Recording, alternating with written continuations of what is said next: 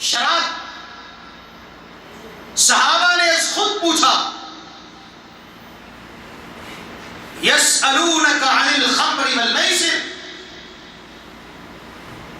اللہ کے نبی شراب کے بارے میں کچھ بتائیے، جوے کے بارے میں کچھ بتائیے۔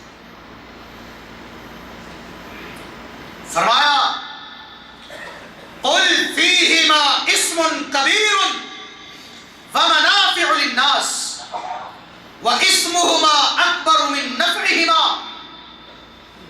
کہ ان دونوں میں کبیرہ گناہ ہے، ہاں لوگوں کے لیے کچھ فائدہ بھی ہے۔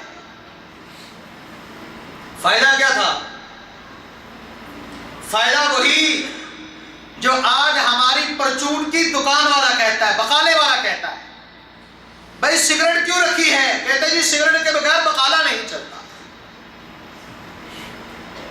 وہ لوگ بھی یہی سمجھتے تھے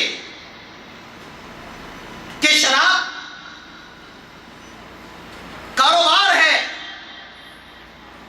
جوا کاروبار ہے، اور صرف کاروبار نہیں تھا بلکہ غریبوں کے لیے فائدہ مند بھی تھا۔ اس دور میں رئیس زادے جب جوا کھیلتے تو جوے میں جو اونٹ جیتتے وہ غریبوں پر صدقہ کر دیا کرتے۔ اس لیے لوگوں نے پوچھا